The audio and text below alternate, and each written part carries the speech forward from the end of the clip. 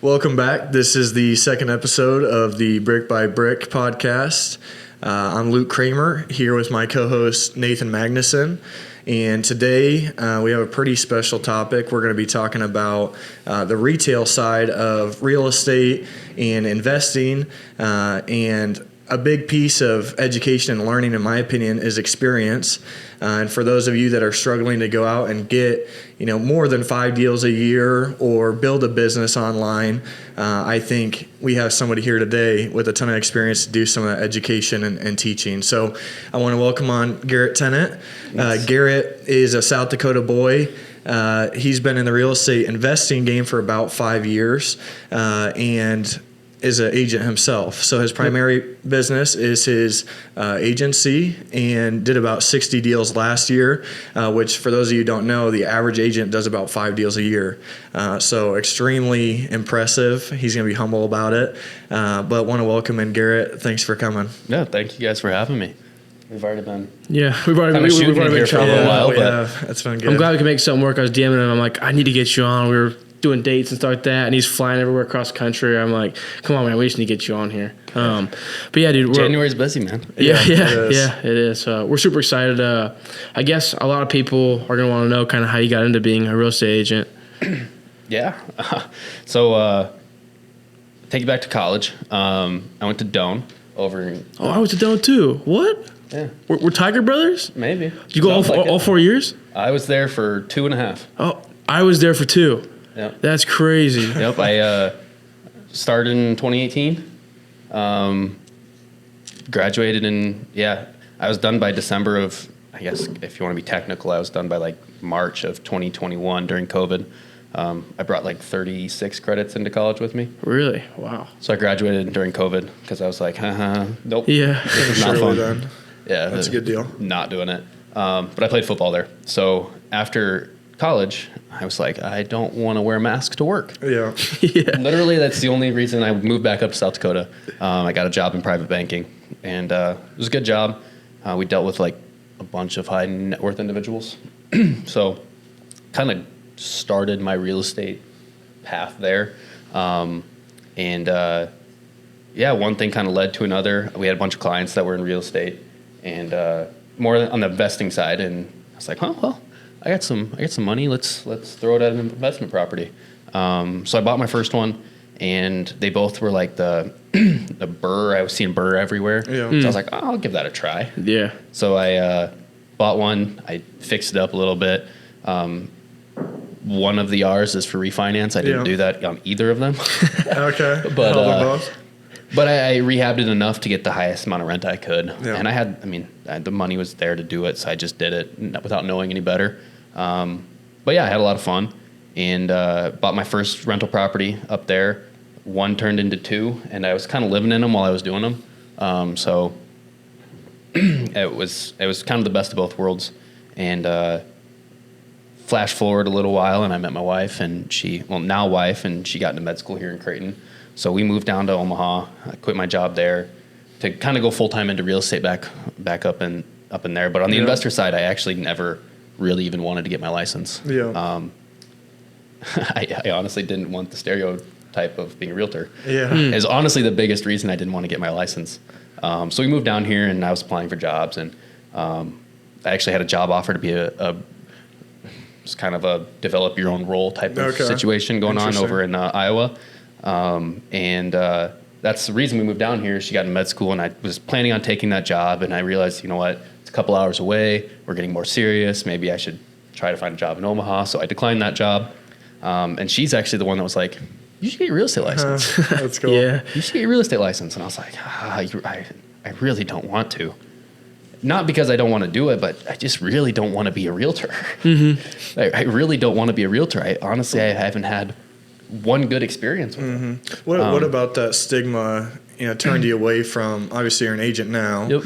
So what was the original stigma that turned you away from it, and what changed your mind? Was it your wife, or was it something So it was else? kind of my wife. One of the big things, again, from being from South Dakota, bunch of small towns. I'm pretty sure Omaha has more people than the entire state of South Dakota does. But the stereotypical realtor aren't known for being the brightest. Stereotypical, right? Yeah.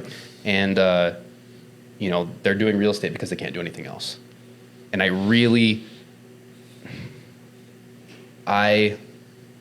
just didn't want that. Mm-hmm. I didn't want people to think of, he's a realtor because he can't do anything else. He's a realtor because he can't make it in the real world as doing X, Y, and Z. So we came down here. She's like, Garrett, you should just get your license. Just get it.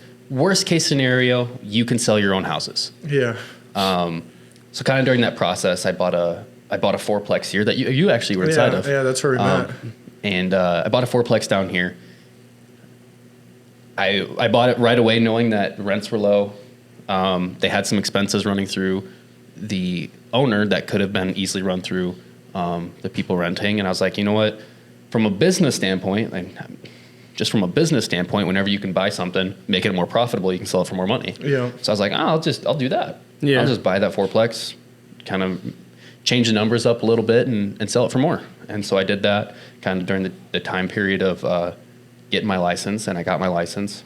And during this whole time, I was like, I'm not going to, this is. Still second guessing even going I was like, it. I should really just get a job, right? Because up to this point, my dad's in big into like the business world, and it was always like, Gary, you should do something that builds your resume, right? Mm-hmm. You can be the owner and manager of your rental business and property flipping business, like that looks good on a resume. Right.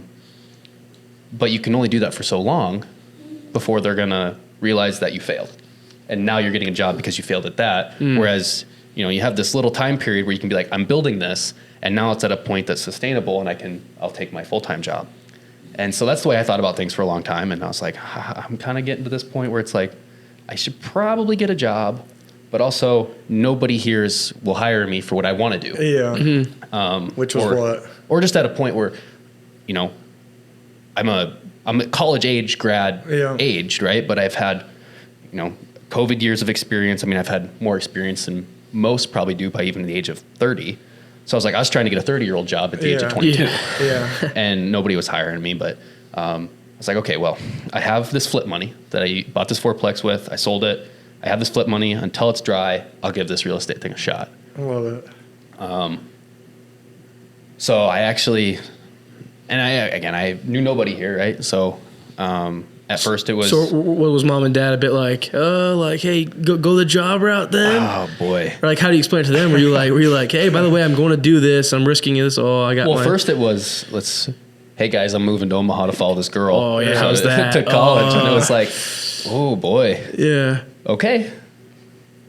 And there's always been that level of like, I'm kind of probably talking for him now, but we're not too worried about you. Like you'll go and you'll do fine, whatever you choose to do. But there was that level of like, are you sure this is what you want to do? But also at the same time, like I still have my 2 rentals up in South Dakota that were cash flowing. I mean, I bought them when rates were 2.2. I mean, shoot. And property taxes up there are so low that my entire mortgage payment on both of them was a total of like $1,800. Wow. And they were $200,000 homes. So, I was renting them each out for almost double what my mortgage payment was. So I was like, that'll pay for the groceries. Help it. Yeah. And I got into real estate and I was like, I don't even know where to start. Yeah. Shoot, like I'm not a cold caller. I'm not a seller. I'm not a salesperson, even in the slightest. And the other reputation I didn't want was used car salesman or just car salesman in general. Like any sales stereotype, I was like, I just don't want to be involved with any of that.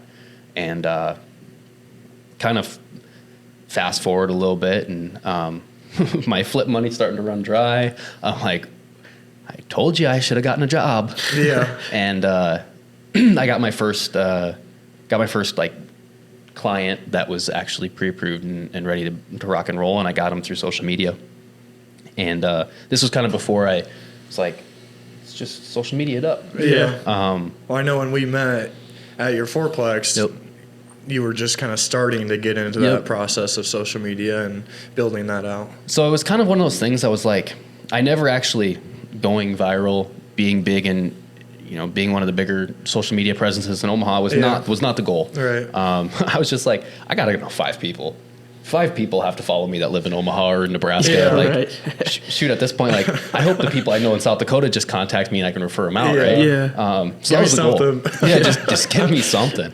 So that was the goal, and it kind of just kept evolving and developing into something that was like, oh, there's a market here for this. Obviously, the engagement says that there's something here. So I was like, okay, let's just dive into this. I'm not cold calling. I'm not doing anything else anyway. So Facebook Marketplace ads only go so far. Yeah. So I dove into social media, and I was like, okay, well, I'm going to sink or swim. And I get asked a lot, how much money did you throw into it? I'm sure you paid for followers at the beginning. I was like, I don't even know how to tell you. I still don't know how to do that. Yeah. So it was just like, I saw, and as I started to kind of want to go down that route, I started exploring it more and more and more. And I realized that just there's nothing here in Omaha, right? Like the social media presence in Omaha is just straight and strict real estate. It's like just nobody. It's behind. It's an untapped It's market. behind other cities, absolutely. Yeah. So I was like, okay, well, if you're big into real estate, all you see is Texas. Yes. Texas, Texas. And it's like, okay, well, let's just go look at Texas agents. What are they doing? What's making them successful? But also, like, who am I? Yeah. How do I blend that into, who I am and what they're doing? And so I kind of developed my own little style and kind of blended it with some people that I've, big social media real estate agents from around the country, and was like, let's just, if it's working, like it's untapped here, let's just try it. Yeah. Is there a video you remember that blew up first? Like, was there a lot of people have their one video that all of a sudden gets 1 million views, or is like, oh, that's my video, So where it's like, whoa. I had one. It was little over a year and a half ago, and it had like, I've reached the 1 million mark. I've reached the 2 million mark now, but like at the time it was 150,000. Yeah. I was like, Yeah. I made it, Dude, yeah. I made it. I love And the crazy part is like something like that blows up, and you expect 150,000 views, right? Like, oh, I'm gonna have 15,000 followers. Yeah. Yeah. It's like you've gained 300. Yeah. Yeah. It's like, oh, it's a slow grind. I better start making some It's more. a slow Yeah. grind. So I kind of just created a schedule that worked for me, and also was like, okay, Garrett, in the future, you're going to become busier. I have to expect that I'm going to get busier. Yeah. So what's a schedule? What is something that I can sustain, a year from now, when I'm doing, at the time, right, like 2-3 deals a month. Right. Like what's sustainable at that point? So I found my groove, and I kind of I've changed it a little bit over the last year and a half, 2 years. But yeah, I found something that was sustainable, and I kind of just, I do it every day. Yeah. Right. It started out as let's post every, a couple times a week. And the biggest thing is like consistency. That doesn't necessarily mean every third day, every second day, Right. every day. It's just like, you just have to be consistently on the top of people's heads. Go out there and do it. But yeah, I mean, at the end of the day, you're making a personal brand. Yeah. So what do you want that brand to be? What do you want it to look like? Yeah. Who are you? And you just got to let people know. Yeah. So you mentioned something there a little bit earlier that I want to pull out, which was cold calling and sales. You're not that guy that's going out and making calls. So that in the real estate business, how I've operated is go make the calls. That's what is going to drive business. I'm not on social media. Apart from this, I'm not marketing myself in this business at all. So if you're not making calls, if you're not going out and walking a neighborhood and knocking on doors, how important is having a personal brand that you've built, and what kind of advice would you give to other people that say, I'm not a salesman, I don't know what the hell I'm doing in this space, but I know that I got to get more than one deal a year, because otherwise I got to go get a job. Yeah, and quite honestly, it's like the statistic of 5 deals a year, right? And it's like, that's not good enough. No.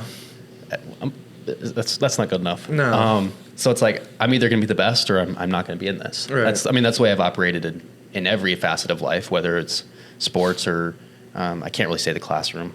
It's like if I don't have to study, I'm not going to study. But just everything in my life is just like, if I'm not going to be the best, what's the point? Right. Or what's worth, if I can't do it, why would I try? So building a personal brand for me, it didn't happen overnight, but I also knew that like like anything in life, if you're not, pushing out one core message, people don't have anything to truly grasp to. Right. So my personal brand just started out as like, hey guys, I'm just here to help you. I don't want to push you. I'm not here to push you. I just want to help you find the home for you. I want to help you get out of whatever situation you're in, maybe get into a new house, or hey, you're a first time home buyer. Let's rock and roll. Yeah, provide let's a make resource. It happen.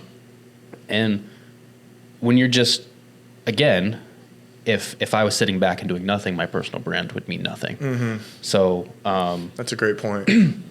I'm constantly keeping in contact with these people and clients and everything through social media in a very non-pressurizing manner, right? So they see my content and they know from the brand that I've built that they can reach out at any time, and I will respond. Did he ever get like overwhelming as you were, growing that fast? Yeah. But the nice part is, it took 2 years. Yeah. I didn't, when we talk about sales and stuff, like my one thing when you start talking about, social media and jumping into social media, and there's a bunch of people, it's the easy way, right? Yeah. Social media is the easy way. Yeah. I didn't do a single deal off social media for a year. Really? From the moment I started doing hard, it took a year to get my first deal. What kept you doing it? Yeah, what was the drive? Just I'm not going to fail, and I'm going to just keep doing it until I had my flip money from that fourplex. I was like, I'm going to live on I am going to give this my full go until this runs out. Yeah. I don't want to touch anything that I have saved because that's not smart. So I'll let my real estate funds fund my real estate business. Yeah. So that was the goal. Is I got this pile of money. I got 8 months. Yeah. So here we go. So yeah, it took a year. It took a year to get to close on my first ever deal from social media.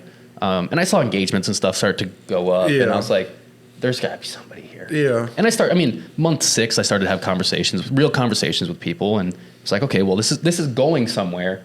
It just hasn't produced an income yet. Yeah.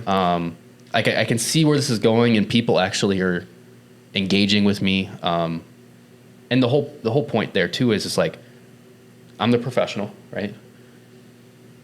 You come to me for business. If I'm chasing you for business, I don't respond well to that. Right. As a consumer, person consumer in the real world, like I don't respond well to that. And if I have somebody chasing me for business, do you need my business? Yeah. Like, do you need my business? Because if you need my business, who else isn't giving you business? Right. So I just want to be, my entire goal, and I hope that people know that my brand is just, I'm here for you. Yeah. And I think obviously people have figured that out. I've also come to realize that, my business is always about 9 months out. So people that, joined my social media page or heard of me or anything like that, it's 9 months. Yeah. Before some of those people start to convert and buy. And again, it's a no pressure environment. Right. I will reach out to people that have DM'd me before, if they have questions, and I usually just reach out to them and say, hey, do you guys have any questions for me? Like honestly, like I want to be approachable, but also like anything, you have to follow up. So I'm just there. I'm always top of mind, and that's the whole goal. So, but yeah, that's kind of the brand. And I would say too, like if you're looking at going into social media, like don't quit doing what's working for you. Yeah. Because it's honestly, there's so much luck involved too. And especially in a place like Omaha, the algorithm, whatever that means, right? But also like there's lanes for everybody. There's different lanes in social media, and my lane's pretty occupied. Yeah. But also like when people find and see you having success, they copy you. Honestly, the greatest compliment in the world, right? 100%. Open up my phone now, and there's like 15 different people in Omaha that are starting to make reels like me, and it's like, that's awesome. good for you guys. I hope you guys do business, because honestly, I can't help everybody. Right. I wish I could. I mean, that'd be nice, but I can't. Right. So it's gotten pretty crazy to look at houses and go, okay, well, you know, one click of the finger plus some description words gets 10 times the views that this little link does. Yeah. It's pretty cool. It's pretty cool, right? So it's like I'm not, you know, not to brag about it, but it's like, okay, well, I can post your house on my social media page and get, I mean, bare minimum now I'm getting 25 to 30,000 views. Yeah. That's awesome. Well, as a client that's selling their property, how do I, you know, get the best, you know, deal, best price on my house? Well, exactly. So it's like, okay, well, you can go hire any real estate agent you want. You know, if I'm being honest, I don't get along with everybody, and that's just, you don't get along with everybody. You don't get along, like, we just don't. Yeah. So it's like, okay, but how do I position myself? You can go hire these people, but you know what? They're going to throw it on the MLS. They're going to throw it out to their Facebook friends. They might make some flyers about it. They might, you know, boost it on social media, and they'll throw it in like all the Facebook groups and all the stuff that they're in. But it's like, okay, well, even if you combine all the top 3, you know, house hunting apps, Zillow, I don't even know what else is out. I mean, you got Zillow, Redfin, Homes.com. Is it Trulia? Yeah, Trulia Homes. Like all those, if you compile all those views into like one big bucket, some of the most viewed homes in Omaha have, you know, 10,000 total. Right. So it's like I can double or like at the very least I can triple the amount of eyes on your house. Yeah. And that's not saying it doesn't blow up and get 700,000. Right. So that's a huge draw to the client. You know, if I'm trying to sell something, I have 700,000 people looking at it, there's going to be somebody there that gets me what I want. Sure. And that's the whole thing is, you know, the whole part about sales is how many eyes can we get on it. The more eyes, the more people that want to come see it. The more people that come see it, the more offers that we have. And that's the entire goal. You're more of a sales guy than you think. Oh, Dad, nothing's outbound. Yeah. Everything's inbound. Yeah. So I let people come to their own conclusions about working with me. Yeah. I'm at the point, and I've always been at the point, like, I don't want to sell myself. That's not why I'm here. Yeah. I want to put myself out there and explain to you what I'm doing, so that way you can make your own decision. Mm-hmm. So I'm curious. You talked a little bit about your pipeline. I want to get into that a little bit later.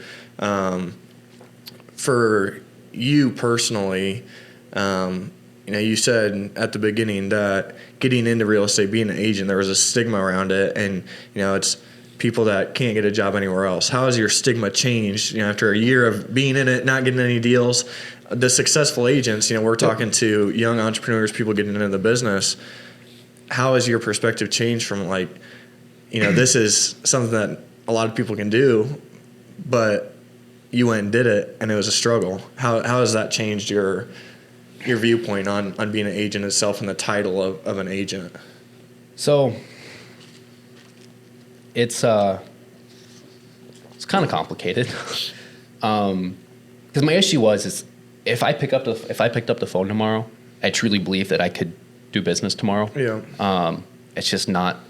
It's not the way I want to operate, so I just chose not to. I think after getting into the business, I've honestly realized that there's just huge gaps, right? Of, you know, the uppers and the lowers, just from. And it's not like, you know, you're a banker, right? Here are the 5 things that if you're good at them, you're going to be a good banker. Right. You know, you're a plant floor manager for a manufacturing company. If you have these 5 qualities or tools, you're going to be good at the job. Mm-hmm. I've come to realize in real estate, like, that bucket's a little bit bigger, right? You can have of 100 different characteristics or tools. If you have 10 of them, you'll have your own slice of the pie. Right. You'll have those people that you get along with. But at the end of the day, you have to have knowledge on, you know, what's the housing market, just homes in general, just the general knowledge of homes. And I think having done some of my own and I'm not gonna get carried away and say I did a whole bunch of remodeling, like big, huge projects, but just like super simple things that all tie in together. Yeah. Make a big difference in knowing, costs of things. And just when you're trying to help people, it's like huge resource. Having that experience really allows me to, share that with other people. But I don't know if the stigma has necessarily changed. I would honestly say that like some of it's been solidified. Yeah. Yeah. And well, so it's like, but also knowing that like the good ones, even the mediocre ones, know exactly what they're doing. And like, okay, there are people out there that know what they're doing, but I know what they're doing and how good they are because I'm in the business. So how do I take that to you as the consumer or the customer? How do I let you know? Because you only do this 3 times a year, right? As not you, but like the normal person, 3 times in their lifetime, maybe 5. Right. So they don't know any different. So it's like, okay, well, this experience, was it good? I don't know. Yeah. Nothing to bring it back to. I had a question There's about nothing that. to compare it to, right? So it's like, was it easy and hassle-free? Yeah. Was there some hiccups? Yeah. Was that a good experience or a bad experience? Right. So it's like, how do you make sure that your clients either know if they had a good or a bad experience? Because like, I'm also the first one, like if you didn't have a good experience, please tell me. Yeah. Like I want to grow too. So whatever your interpretation of not having a good experience was, I just want to know. Yeah. Did I not communicate enough? Right. Was it not, like, just tell me and I'll fix it. Because I know plenty of people that are like, oh, realtors, I hear bad things about them. I'm going to sell my own home or things like that. So, when I talk to those people, like, what advice would you give to somebody who's like looking for a realtor? Like, what should they look for in a realtor when they're looking for one? Honestly, who do you get along with? I mean, I would say that that's the biggest one because at the end of the day, you want to have honest conversations with the people you're working with. Right. And I can tell you, if you don't get along, you're not going to have those honest conversations. And obviously, you want somebody that is going to work for you, and if you're trying to sell your home, right? How are they going to market it? Right. It's like anything; you have to market the place. Yeah. Especially now that we're not living in the COVID environment where you throw it on Zillow and it's gone in a day. Yeah. So how are you going to market the property? And then how do I know, like, are you working for me? Kind of just have those conversations. It's kind of tough. I mean, if you're going to buy a house, obviously you want somebody that is also in your corner. It's not you want somebody that values the relationship. Yeah. Not just, what it hey, means, let's what just it go means close to on the your buyer. house. Yeah. I mean, everybody does something for a reason. Yeah. And if you don't understand why your buyer is buying what they're buying or why your seller is, selling what they're selling, you're going to miss the mark, regardless of the dollar amount. So you touched on that. I think the relationship in any business is huge, especially when you have a 9-month, timeline that you're working with these guys. Yeah. At any point during that, they could up and leave because there's a better option. And that's kind of my biggest thing. Like, I don't want to. The moment I force you to work with me is the moment we're not working anymore. Yeah. So that's my biggest thing is like, just, hey guys, like I want to make sure that this fits for you and I. How do we make this? How do we just make it work? And at the end of the day too, like people want to see things that quantify their decisions too. So it's like, one thing that I do is, you guys have probably seen it, but on my social media, I like to say, hey, I've saved my buyers X amount of money this year. Whether it's in closing costs paid for, we bought the home under appraised value. Yeah. We bought it for under asking price, just to say, hey guys, like obviously not every situation is the same, and there are some times that it just doesn't work that way. But for the most part, it's like, okay, well, I'm trying to provide value. Yeah, you're building your value proposition. I've saved my buyers and generated money for my sellers in the tune of like $500,000 this year. So it's like, okay, I can use this number to say, hey, I've saved $500,000 for my clients or generated money or what have you. It's, I've saved you $500,000. And it starts to add up pretty quickly too when you say, okay, well, we got $10,000 in paid for closing costs. Yeah. We got this house for $35,000 under what they listed it for, and it just starts to add up quickly. and then, you know, you get it for under listing, and then you know, the appraised value comes in $10,000 higher than listing, and it's like, okay, well, I just saved you 35, and then we'll tack back in another 50. And to you, you're just doing your job. Yeah. But to them, it's a huge deal when you can do Exactly. stuff. They won't forget it. I mean, if you can go to the bank right tomorrow and take out a HELOC on your house to redo your kitchen because you bought the house under the appraised value. Yeah. Awesome. I want to see pictures when you're done. Yeah. So, to get back to your question, it's just like, you want somebody that values your relationship and really cares about you. And if you can't tell that right away, you know, maybe look a little bit harder and to see if they actually care about you. Yeah. But also, like, there's 4,000 agents in Omaha. Yeah. And also, you know, you want somebody that treats it like their job. You know, you wouldn't go to a financial, when we're talking about finances, right? You know, you can go to the bank and get a HELOC for a house that you buy for under appraised value. Mm-hmm. You know, would you go to a part-time financial advisor? Yeah. No, that's a great point. So it's like, okay, well, Relationship over transaction. But also, like, you know, there are a bunch of part-time agents out there, and I'm not saying there's some of them that are actually pretty good. Yeah. That I would love to do business with again, from the other side of a transaction, but it's just so hard. The checks and balance system of real estate just isn't there. You know, if you're a bad restaurant, you serve bad food, you go out of business. Yeah. But you don't have a bunch of repeat customers in real estate. So it's like, all you need to do is get this person, and then in 5 years, they'll sell their house again with somebody new. Yeah. Because they're like, well, I didn't have a good experience the first time. But somebody's got to be decent, and then they don't have a good experience there, and then they don't have a good experience the next time they do it. But they just keep traveling around to different real estate agents and don't have a good experience. But then you just turn around, that person just turns around and goes, well, I got like 20 more people in the pipeline. And then I'll just have another 20 people next year in the pipeline. Yeah, and they're just restarting year over year over year. And I to your or people point, just don't know the difference. Yeah, and to your point, I don't think there's enough accountability, you know, in the real estate space in general, because it is like that. It is transactional. Yep. And that's why I think the team aspect of it, you know, when people join a team, having that accountability is huge. And people do it for different reasons. But I love that aspect of it, that you're surrounding yourself with people that can hold you accountable, because it's easy to fall into the trap of, I did it, there'll be another one next year, and I'll make money on it. And they say, I'm going to live, you know, commission to commission. I got to get paid, versus doing it the right way and building something that is going to last longer. And credit to you, that's what you've done with your business.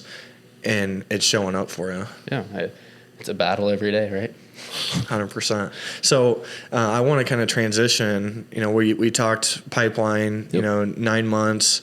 For you as an agent, you know, it can be, you know, there's ebbs and flows with the years, how they go. How important is it to you to have not only a pipeline that, you know, not necessarily short term, but have a pipeline, but also long term? What does that mean to you? How do you base your goals as an agent, and year over year build on that? Yeah, that's the nice part about social media, right? So like, most people have their pipeline and it's in their CRM system. My CRM is my social media. Yeah. So it's like, okay, well, you know, I think as of this morning, I had like 18.1 thousand followers.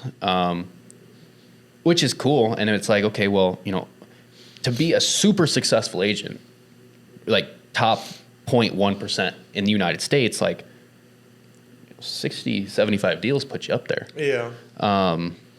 In terms of transaction volume. So it's like, okay, well, of 18,000, to technically be the best of the best, I got to do 60 deals. Yeah. It's like, okay, well, those numbers are pretty good. Yeah, they are. I need 60 out of 18,000. And the other thing that I really have going for me, that I don't know how it happened. I feel like I'm lucky, but 99% of the people that follow me are from Omaha or Lincoln. Huh. So like, I don't have these foreign people outside the state of Nebraska following me. You're touching the right spots. Yeah, so, absolutely. everything is localized, which is cool, because like, you know, if I had 40,000 followers, but they were from, you know, Texas, California, Arizona, you know, Wyoming, Illinois, New York, it's like, okay, well, that's great, but what am I going to do for business? Yeah, it'd be much more difficult. But it's nice because I just have this long-term pipeline. I mean, quite honestly, social media is this just long-term pipeline. That's what it is. Mm-hmm. And you have to be super opportunistic when people reach out. like I just have to be on top of my game all the time. Yeah. Because at the end of the day, like social media is great, but you still have to have real conversations with people. Yeah. Right. So I still have to, the moment they say they're interested, they still have to choose to work with me. Right. So I still have to have real conversations. I still have to show that I know what I'm talking about more than just like a couple clicks on my finger. So you still have to take them off of social media and still have conversations with them. Mm-hmm. You still got to do the job. You still got to do your job. Yeah. So it's like, you know, I've already had, you know, talks and communicated with these people through posts, through stories, whatever.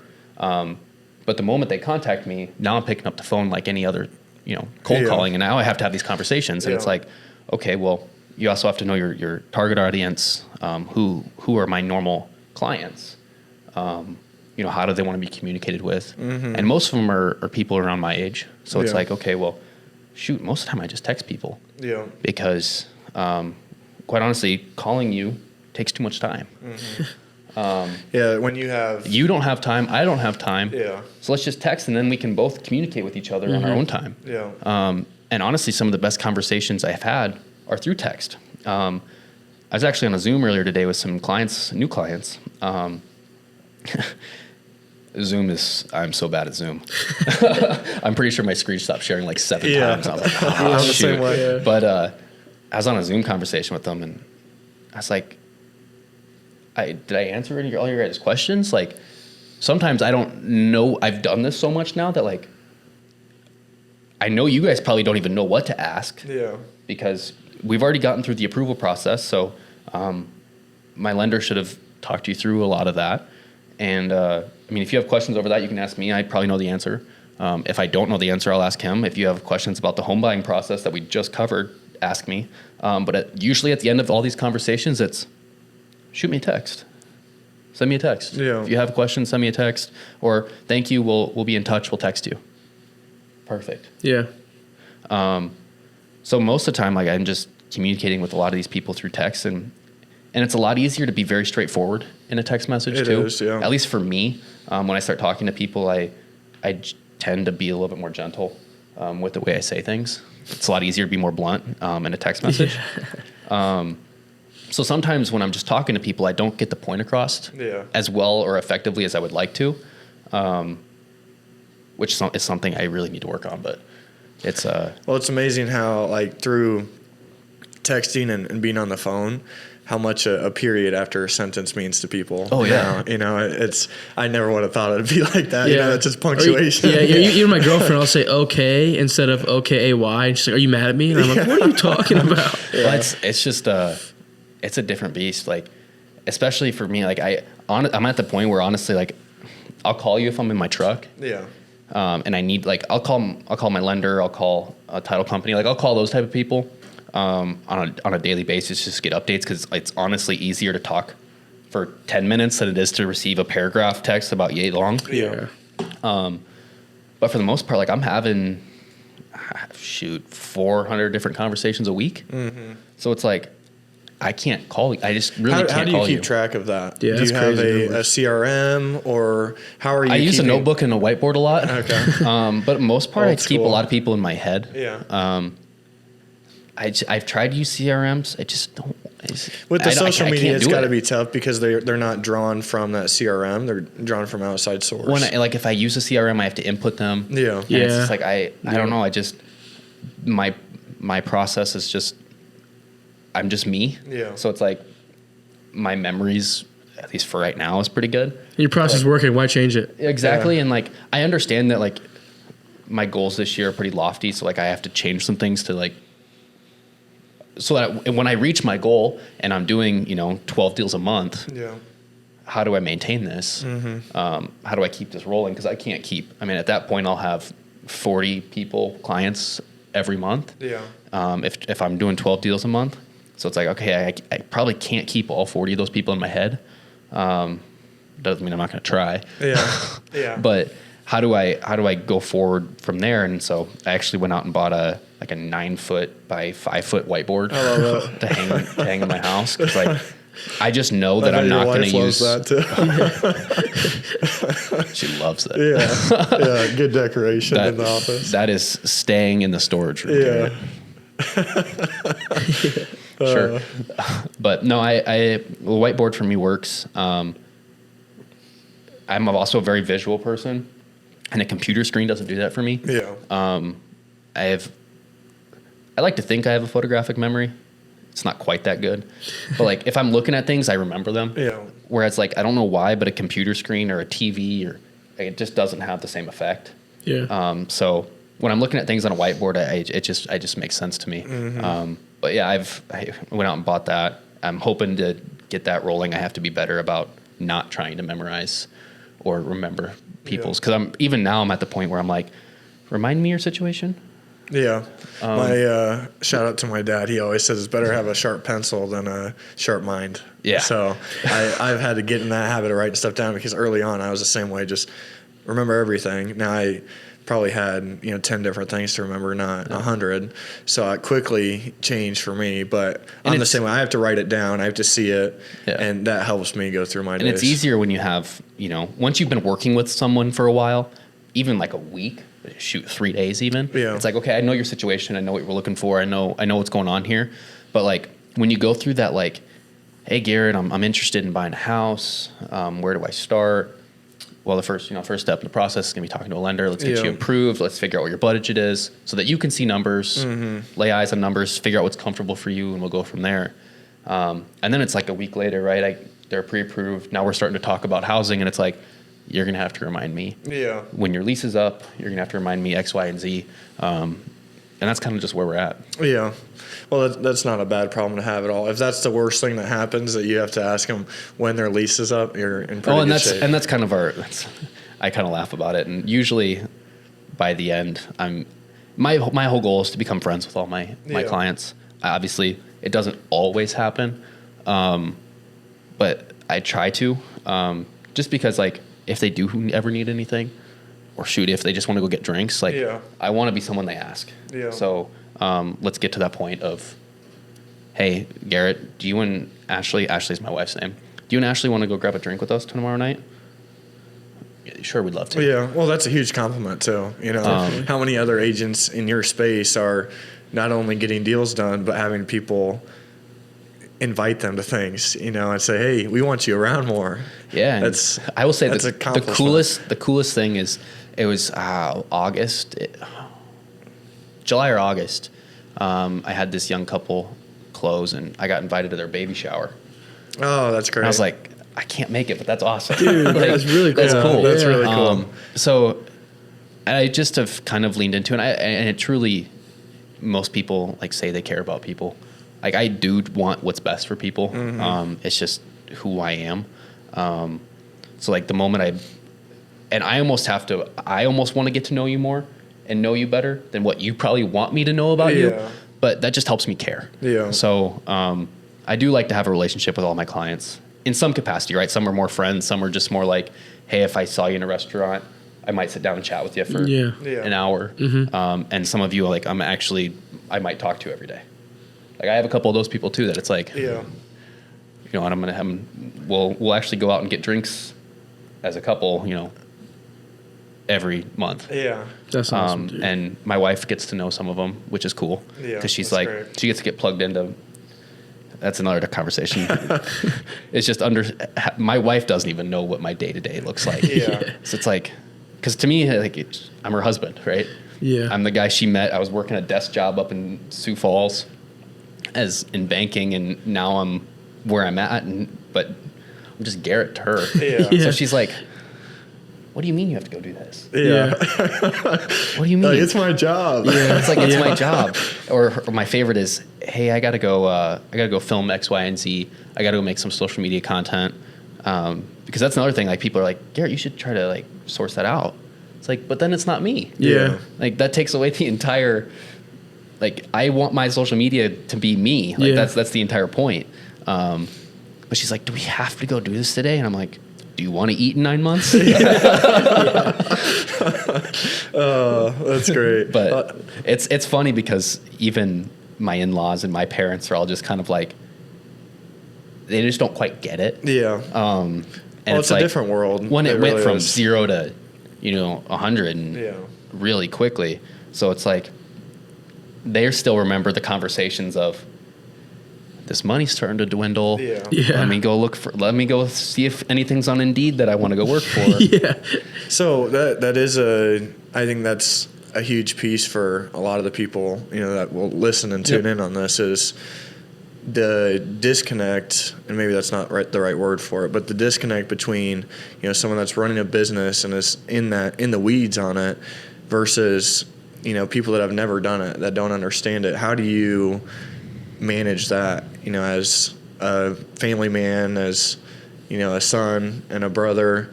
How do you manage, running a business or even telling them about it?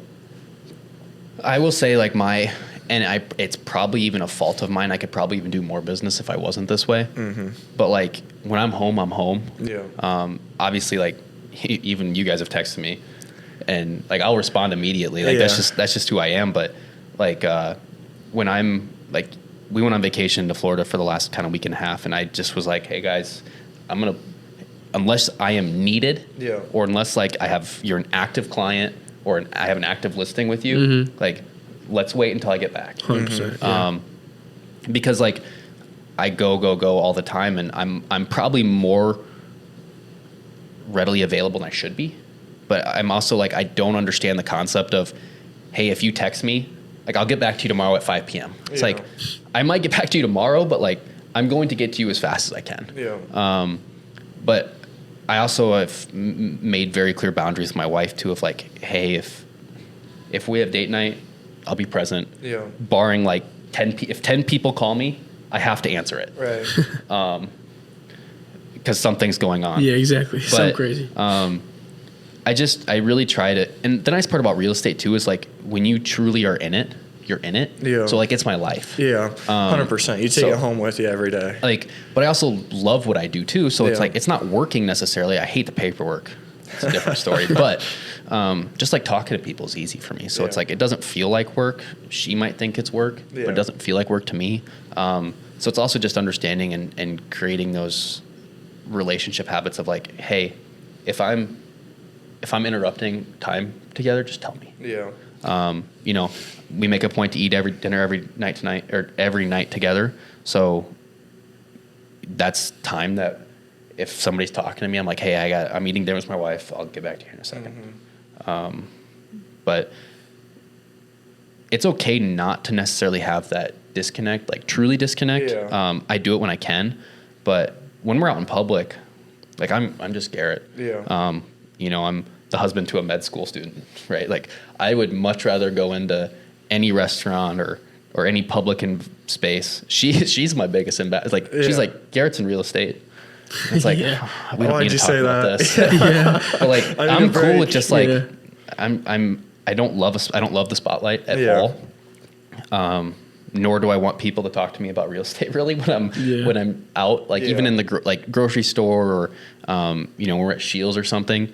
And, the fear, and this has kind of grown and it doesn't need to be there, but I do, gives me some anxiety to like walk into a place and maybe somebody recognizes me. Yeah. Scares the bejeebers out of me. Yeah.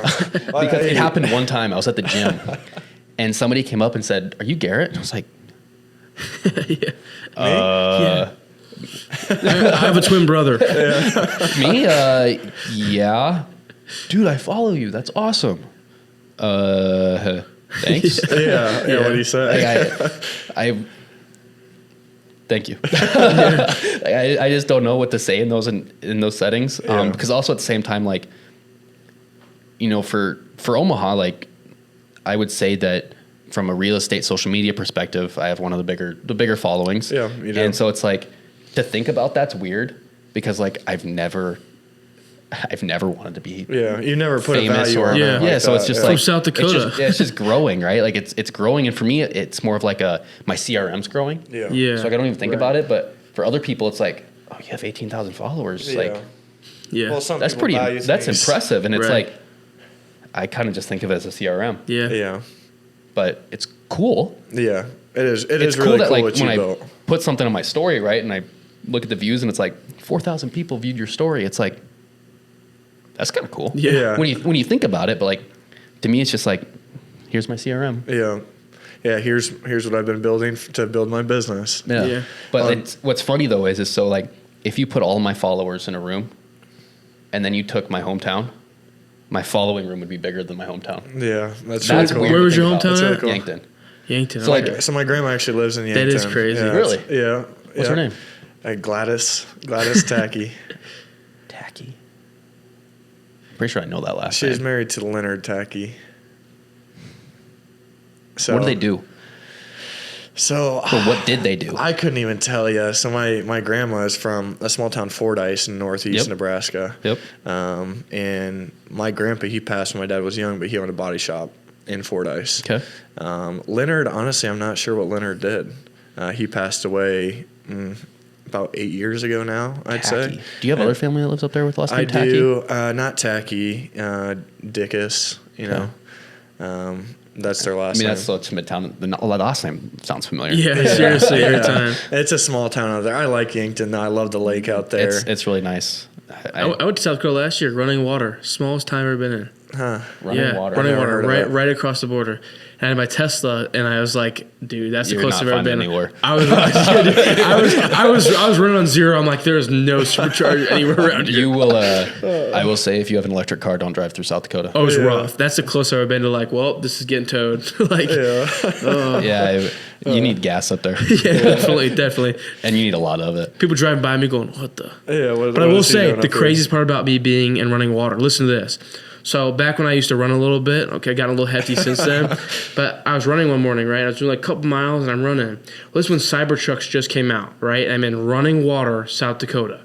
I'm running and I look to my left. There's a Cybertruck in someone's driveway. I kid you not. I'm like, what in the? I'm like, I need to borrow their charger. Is that the first one you saw? First one I've ever seen. Running, Did you go knock on and the people door, don't believe me. "Can I charge my Yeah, car, seriously. please?" He's like, who are you? Why are you here? Yeah. But yeah, so. I don't even know where Running Water's at, if I'm being honest. Right across the. I don't even remember. Right across the border. Yeah, That's all I remember. I've never heard of it. Yeah. But yeah, Yankton's a good little town. Yeah. I like Yankton a lot. So bringing it back into real estate, and I'm sure we could sit here and talk for 5 hours. Probably. Have you had any mentors or individuals that have been meaningful to you, and what has that meant in your journey? From a real estate perspective, not really. Okay. I kind of just went about it the way that I wanted to do it, differently than what people have done it that I had experienced. I'm also very self-motivated. Mm-hmm. So like I'm not one of those guys that like, I don't read those motivational books or anything like that. It's just, okay, cool. Yeah. So I just kind of do my own thing, and I really love doing my own thing. Mm-hmm. So as far as like mentors go, not really. I kind of just jumped in and was like, here we go. Yeah.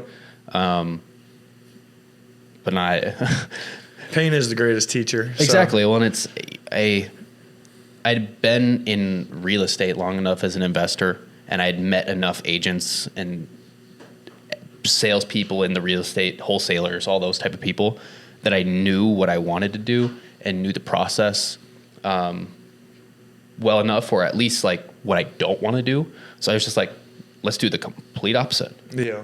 Let's be over communicative. Yeah. Let's be there for people. If they text me after closing and have an issue, I want to respond. Granted, most of the time, like, I know that there's nothing I can do about it, but like, I do care. Yeah. And I want to show you that I care. It's not just an act either. Mm-hmm. So it's like, because the other thing I've really noticed as I've gotten into real estate and into social media big, people call your BS so fast. Oh yeah. So like, if I advertise and promote that I care about people and I didn't, yeah. Whoa. Yeah. I'd get slaughtered. Your CRM would be. Yeah. Especially Instagram comments. Those are ruthless. Oh, dude. Funny story. So I had my first like mega blow up reel. I had like 2 million views on it. And which honestly, I've had more followers. I've gained more followers from a reel that had like 100,000 views than I did my 2 million view, which is crazy to think about. But the comment section in that 2 million views was nuts. Oh, It yeah. is. Like I could imagine. and the thing is like, so like at a certain point I had to turn off like notifications for people liking my stuff because like it was like bing, bing, bing, bing, bing, bing. Yeah. But now I just have my notifications turned on for comments because like if somebody's like, I'm interested, like I want to be able to respond to those. Right. But to see some of these comments, it was like, how does a simple, you guys know I don't post, I post home videos. Yeah, it's home tours. Home tours, maybe the occasional picture of myself with my wife. And how riled up people get in the comment section. Yeah, start talking about like random stuff like wars. Like, what are you talking about? It's a house. Yeah, like in Nebraska. And then they start going at each other. And it's like, guys, like we're talking about a $350,000 house in Omaha, Nebraska. Yeah. What got you guys so riled up? And then it's like, you get to a certain point and there's so many comments on your stuff. Cause like, I try to filter some comments just because it's like, I want to keep my social media page is like just friendly and family friendly. And like, I want to keep it real estate focused. Right. So it's like, I try not to delete comments. I just like hide them. Yeah. Just cause there's just some things people don't need to see. Right. But also like you have your right to say whatever you want to say. I don't want to hinder that, but like, I just really want to keep my social media presence clean. Yeah. Well, it's your business. It's your CRM. And it's like, okay, well, you see people commenting on stuff and it's like, do we really need to say that? Right. No, we don't. Yeah. Like they aren't kindergartners though. They should know better. And it's like, it's just like, guys, really? Really? Yeah. Like, honestly, at this point, you're commenting so that people will visit your profile page and follow you. Like, what are we doing? Yeah. What are we doing? But no, that's been the craziest part about social media. Has just been like the wake up call of like stepping on toes. And it's like, I don't want anything to do with it. Mm-hmm. Yeah. I'm going to stay in my own lane. I'm just going to do my thing. And I try to ignore most comments. The other crazy part to me is like, so when someone comments like, I'm interested, send me information. Where is this? What's the address? I'll message them. I'll click on their profile and click message, and I'll message them with the information. Most of them follow me, so it's just like, it's an easy way to communicate with them. And then there's people that like, so I'll comment back to them and I'll say, I messaged you. And then there'll be a comment underneath it from somebody else commenting to the first person and going like, man, I hate when realtors do this. Where's it at? Yeah. And there's part of me that's like, I understand. Like, you don't want me contacting you because like you're scared I'm gonna well, mess there's with the you? negative stigma you talk about. Exactly. And it's like, there. like honestly, I'll just send you the listing. Yeah. But like also at the end of the day, like it's also the internet. And I know that they can go find it on Zillow if you looked hard enough and everything. Yeah. But like, there's part of me that's like, if somebody's living in this house or if it's a new build or if it's vacant, like I don't necessarily want the address out there. Right. Especially when I'm like one click of a finger and it could go to 1 million people. Exactly. Right. Like this address just doesn't necessarily need to be out there. I know you want it to be out there. You can clip that and put it on your Instagram. Yeah. But like, I don't want people to think I'm trying to withhold information to like talk to you, but also like I do want to talk to you. Yeah. Because like if you have a need, I want to try to help you fix it. Like I don't whatever. Like I'm not trying to sell you anything, but like if you're actually interested in the house, I want to get you into it. Yeah. You know, I get compensated for that. Yeah. And also like you get a house. Yeah. Let's do that. That makes sense to me. But yeah, it's just been like, it drives me nuts because then people get mad at me and it's like, what I do? Yeah. Like, I understand why you're frustrated, but like, also like I answered the person's question. There are some questions out here that we can now have a conversation about. Yeah. I can now have a conversation with this person. Like my conversation with them looks a lot different from my conversation with you. So why don't you just let me know that you're interested or just message me. Yeah. Like, Well, and when you can pull them away from that environment, then you can have a genuine conversation with them.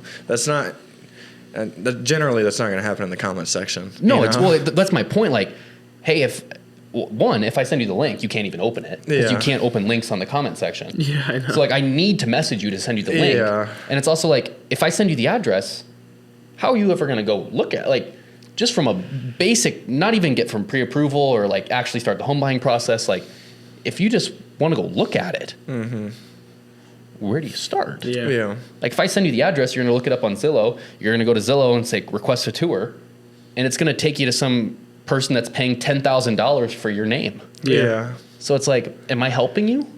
Not really. Like, Right. I don't really. If you choose to do that anyway, I don't really care. But like, Yeah. I just want to have a genuine conversation with you, because most of the time it's like, oh no, this isn't exactly what I'm looking for. It's like, perfect. Like, it doesn't matter to me. Yeah. Are you looking now, later? Exactly. 5 months from now, 5 years from now? Like, what's your kind of timeline? Yeah, And it's it's like a relationship. And it's like, oh, you know, my fiance and I are getting married, you know, in August, and our leases end in June, but we're kind of looking for a place to move into before our lease is over. And it's like, well, I'm glad you commented on my thing and I messaged you, because it sounds like you need to get going. Yeah. Well, and that, you know, you get both sides of the coin there, but I applaud you. You know, I think your business is built on integrity, you know, doing the right thing and doing something that's true to you, which I think is the most important out of all those things, you know, doing something that is valuable to you, you know, means something to you and that you can build and grow and be excited to go to work for. So in 2025, what are you looking at in terms of goals, you know, dreams, visions for your business outside of work as well, you know, with your wife, with your health? I've really struggled with goals in real estate. Not from like goals are easy, but like how do I throw a number on a goal? How do I say, okay, I want to do 100 transactions, right? Now I have a goal of transactions and not people. Right. So it's like the moment I play into that, like, you know, my goal for this year, I'd love to do 150 transactions. I would love to do 150 transactions. That's my goal for transactions. But like, I also can't get away from like, I got to get 150 transactions. Yeah. Like my business is founded on, I want to meet as many people as possible, have as many genuine conversations as possible, make as many friends as possible. And at the end of the day, wherever I end up is going to probably be more than last year. Yeah. And that's kind of the way I like to do business. So like when people ask for a goal, it's like, I got big goals, but my goals are more tied to how many conversations can I have in a week? How many genuine relationships can I build this month that are going to carry over into next month, that are going to carry into the next month? Yeah. You know, how many just relationships can I build?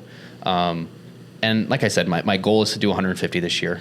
But at the end of the day, like if I ended with 75, I'd be just as happy. Yeah. So like from a goal aspect, that's the goal. But I'm just as happy helping 75 as I would be 150. So from a goal perspective, it's kind of just tough to set a goal when you're in real estate without making it transactional. It is. Yeah. I mean, you put a dollar amount on it, you know, and that's what, you know, we talked about us making calls, you know, earlier, and our metric is we want to have quality conversations. So give me 10 quality conversations. I don't care about the dials you make. I want you to have quality conversations. That means your time was valuable. Yep. And that's the same thing you're saying is, and just make the time that you spend in your business this year valuable, you know, to you and the parties that you work with. Have meaningful conversations. And my whole goal is like, I don't want to waste your time. I don't want you to waste my time. So as long as we're both not wasting each other's time, we're probably having a pretty good conversation. So, and that's kind of my whole thing too, is like going back to even the comments. It's like, if you're truly interested in buying a house, the amount of people that don't know even where to start is staggering. Yeah. So it's like, I feel obligated to message you just from a sheer, like, let me share some knowledge. And the amount of people that are just like, thank you. Like that helps a lot. A ton. It's like, you know, this is why I do it. And this is why I don't answer your questions on your comment section. Well, I truly believe that education is the biggest gap, you know, between doers and analyzers. And that's what you guys are doing. Yeah, and that I'll plug our community here because I think it's a good time. But, you know, Garrett's talking about education, and that our community is a way for you to get educated, you know, and for you to build resources. And it's a huge, financial literacy is a huge misstep for, you know, us as a civilization, you know, USA. If everyone was financially literate, we'd be in a lot different place. Yep. So where can people find you? How do people reach out to you? What's the easiest way to get in touch with Garrett Tennant? Lieutenant too. Instagram's the easiest way to get in contact with me. The algorithm will probably find you. His videos pop up all the time. I would say, honestly, that's probably the easiest. If you're just plug in, shoot me a follow. And then when the time comes, if you ever have anything you need or have questions or anything, just shoot me a message, and I try to get back to everybody. Sometimes you end up in my hidden folder, and I don't get to you for like 6 months. But Heck yeah, man. You'll get there. Most of the time, I end up getting back to everybody. I've been finding some messages lately that Instagram had held for me for like 5 months. So it's like, sorry. Yeah. But, sorry about that. Lieutenant 2 on Instagram is the easiest way to find me. I'd plug my phone number, but I don't want my phone number to blow up. So go follow me. Yeah, we'll plug Garrett's Instagram in the comments below. So when you're done with this video, take a look and go look at his profile and give it a follow. High school nickname for my Lou. dad. Yeah. Lou. Really? Lieutenant. I like that. I got a nickname. He gave it to me a long time ago, but it's been my It's social stuck. media. I was always curious. It's my social media. Yeah, handle. I know, Was yeah. Lou or what? And then, Yeah. 2 is my high school football number. Okay. So like, Okay. my social media handle way back my freshman year of high school was Garrett. God, you got that. Yeah. That's Glad my hilarious. sophomore year of high school, I changed that to Lieutenant real quick. Yeah. 13-year-old me was For real. like, this seems like a good Yeah, name. yeah. You know, back when you were posting Yeah. pictures of like presents you Dude, got. yeah. Back when Like the old beats you got and stuff. the OG Instagram. Yeah. Thanks for coming on, man. No, we definitely. really It's been appreciate a- it. It's been a pleasure. Really had a good time having you on. Again, check Garrett out. He's a great guy, great at what he does. He's actually listing a property for me right now, and he's done a great job. So We've had some stories about that one. we'll save that for the next podcast. But Also, he's gonna be an ambassador. So our link went live for that. So if you want to apply and be an ambassador, it'll be in the description below. He'll be in there, and hopefully we get him on to teach some stuff, especially about social media. So you can connect with him, network in there, and learn from him. So that's live. Put in for that. Our party is the 17th of January. Onboarding will be next Wednesday, the 8th, and then Friday the 10th. So just connect with Luke or I, and we'll get you guys in. So we want to see as many people as we can there. DJ, cocktail servers, bartenders. It's going to be a good time. So Sweet, that sounds fun. yeah. You know, the next time we do this, we should share horror stories about renters. oh yeah, we got plenty. We'll definitely have you on again and have a little bit different podcast Absolutely. episode. That'd be fun. Thank you all for listening. Looking forward to seeing you episode 3.